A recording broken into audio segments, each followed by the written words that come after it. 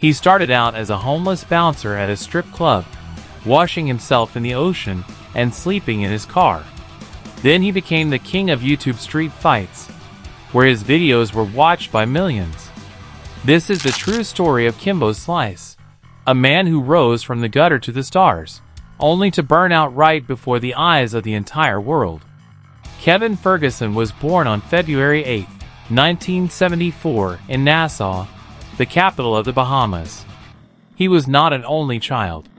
He had brothers, and they were raised by a single mother. His father was virtually absent from his life, a fact that largely shaped the tough, compensatory character the world would later come to know. While Kevin was still a child, his family moved to the United States, specifically to the Perrine neighborhood of Miami, Florida. It was there that he spent his childhood. At Miami Palmetto High School, Kevin played American football and was, by local standards, a star. He played as a linebacker, a massive, powerful, and remarkably fast player for his size. His dream was to reach the NFL. He was genuinely on the radar of scouts and, in 1997, well after the events surrounding the hurricane, even received an invitation to a preseason tryout with the Miami Dolphins. But that would come later. The major catastrophe struck in 1992 when Hurricane Andrew, one of the most destructive storms in U.S. history, slammed into Florida. The hurricane literally wiped Kevin and his family's home off the face of the earth. They were left homeless. But worst of all, the hurricane destroyed his school. The football season was canceled, practices came to a halt, and most critically, he lost his football scholarship and his prospects of attending a good college through sports. Kevin was left without a home, without money, and without a future. He was 18 years old. His primary source of income was working as a bouncer in strip clubs across South Florida.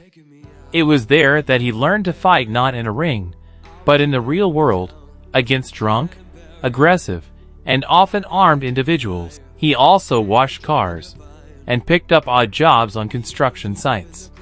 In 2002, Kimbo quickly became the undisputed terror of these underground gatherings.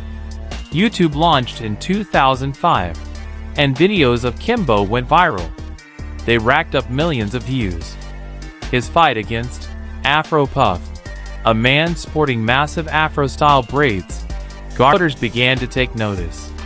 In 2005, as his newfound fame began to feel stifling, Kimbo realized that street fighting was a dead end.